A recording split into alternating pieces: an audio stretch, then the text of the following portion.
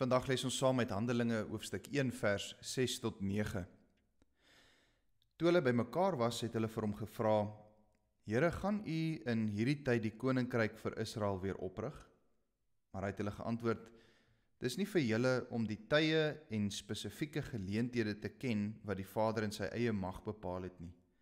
Maar julle sal krag ontvang wanneer die Heilige Gees oor julle kom, en julle sal my getuies wees in Jerusalem, in die hele Judea en Samaria en tot aan die einde van die aarde. Toe hy dit gesê het, is hy opgeneem terwyl hulle toe kyk, en 'n wolk het hom uit hulle gesigsveld weggeneem.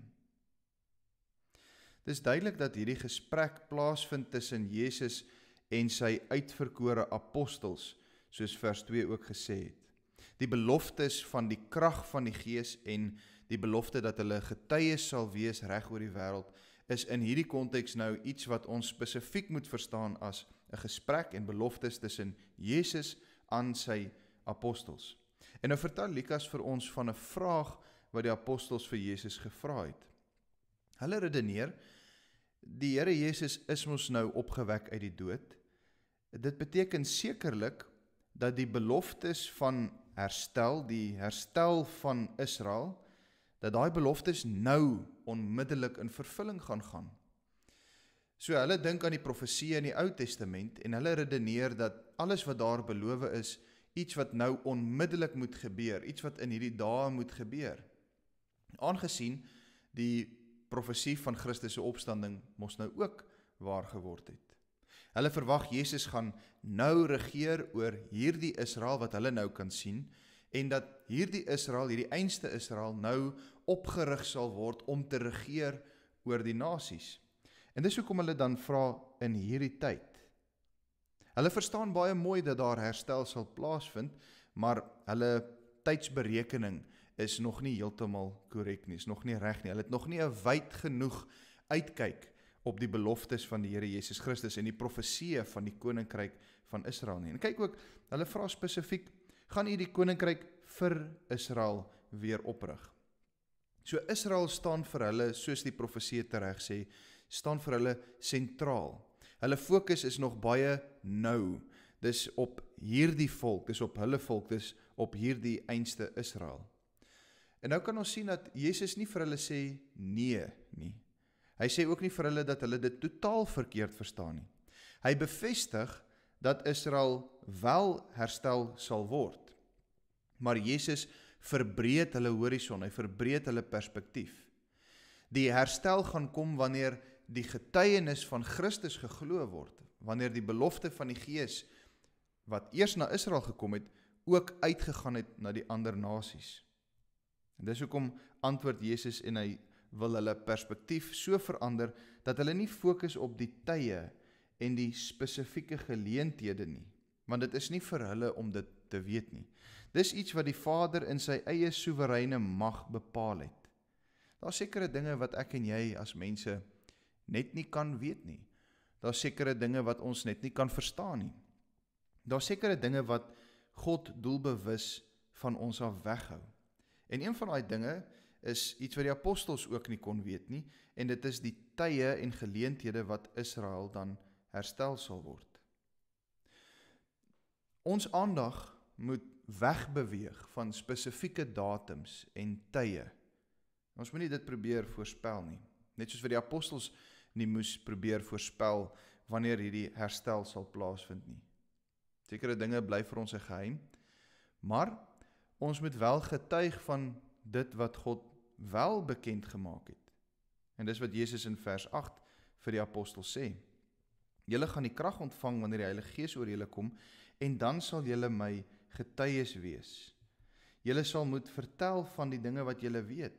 En die een groot ding wat hulle wel weet, is dat Jesus Christus nie meer dood is nie, maar dat hy lewe. En so is daar dinge wat God van my en jou af weghou, maar daar's dinge wat die Here baie duidelik in sy skrif vir ons geopenbaar het. As jy gaan kyk na Deuteronomium 29 byvoorbeeld, veral dan ook vers 29, dan lees jy daar staan die volgende: die verborgde dinge is vir die Here, ons God. Maar die geopenbaarde dinge is vir ons en ons kinders tot in ewigheid. Die dinge wat die Here bekend gemaak het, is vir jou en vir jou kinders. Jy moet dit vir hulle vertel, jy moet getuig. Jy moet hierdie dinge wat bekend gemaak is, nie stilhou nie, nie weghou nie. Ons moet nie die wederkoms probeer voorspel nie. Dis nie wat die Here wil hê ons moet doen nie. Ons moet nie verstrengel raak in tye en datums van die wederkoms of tye en geleenthede van God se koninkryk nie. Wat ons moet doen is ons moet gehoorsaam wees. Ons moet die dinge wat God aan ons bekend gemaak het, ons moet daarvan getuig. Ons moet dit vertel vir ons geslag en vir die geslag na ons. Die belofte wat die Here Jesus Christus hier in vers 8 aan sy apostels maak, is dat hulle baie besonders ook krag sal kry om wat te doen, om getuies te wees van hierdie boodskap. Waar kom hierdie krag vandaan? Die krag kom van die Heilige Gees. Die Heilige Gees wat oor hulle gaan kom, sodat hulle in staat gestel sal word om getuies te kan wees. As die Bybel praat van die krag van die Heilige Gees in die skrif, die krag wat jy ontvang, dan dui dit op die moontlikheid om wonderwerke te doen. Dit dui op die moontlikheid om met groot vrymoedigheid te praat.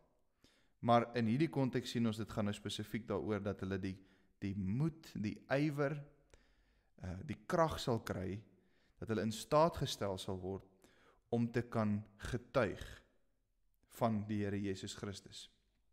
En hulle gaan dan moet getuig nie net in Jerusalem nie. Kan jy sien hoe Jesus steeds hierdie perspektief verbreed? Die beloftes van God is nie net vir Jerusalem nie, want hulle moet getuies wees in Jerusalem, maar dan ook in die hele Judea, met ander woorde nog wyer, en selfs nog verder, selfs vir die vervreemdes, die mense wat nie meer deel is van die egte Israel nie. Jy weet mos, destyds het die Jode geredeneer dat die Samaritane is nie regtig deel van die egte Israel nie. En selfs daar sal hulle moet gaan getuig, in Samaria, selfs nog verder, tot aan die einde van die aarde. Dit beteken, selfs tot diep in die Romeinse Ryk, tot in die destydse wêreld. Hiermee bedoel die Here Jesus Christus, dat die boodskap wat hulle deur die krag van die Heilige Gees gaan moet bring, is 'n boodskap definitief vir Jerusalem, definitief vir die Jode eerste, definitief vir die Israeliete, maar dan ook wyer, selfs vir die vervreemdes en selfs vir die heidene nasies, selfs vir die mense daar buite wat nie eers Jode is nie. Die boodskap dat Jesus opgestaan het en dat hy nou leef, was nog nooit iets wat geheim gehou moes word nie. Dis ook nie 'n boodskap wat slegs vir sekere mense bedoel is nie. Dis 'n boodskap vir die eindes van die aarde. En dan sien ons hoe hierdie beloftes van die Heilige Gees en die krag van die Heilige Gees, dat ons dit altyd sal moet koppel aan die hemelvaart van die Here Jesus Christus, want dit is juis omdat hy opgevaar het na die hemel, dat die Heilige Gees gekom het. Die ander trooster is gestuur omdat Jesus Christus opgeneem is. Ons lees van die getuienis van die apostels, hoe hulle gesien het dat Jesus Christus opgeneem is, terwyl hulle so na hom gekyk het. Hulle het gesien hoe Jesus sy troon bestyg het.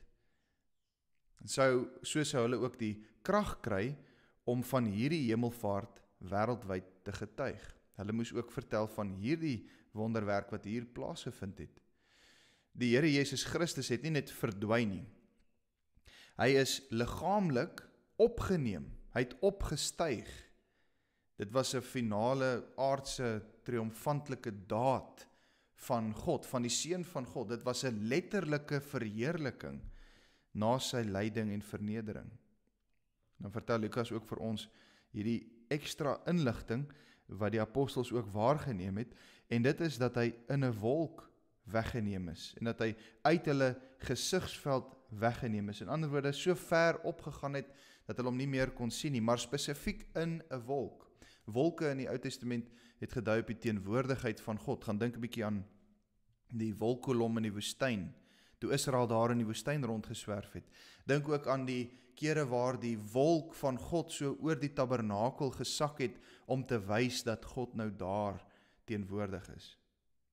En hier sien ons nou weer die teenwoordigheid van God self. Hierdie wolk is daar wanneer die Here Jesus Christus sy troon bestyg. En dit echo natuurlik ook die profesie van Daniël 7.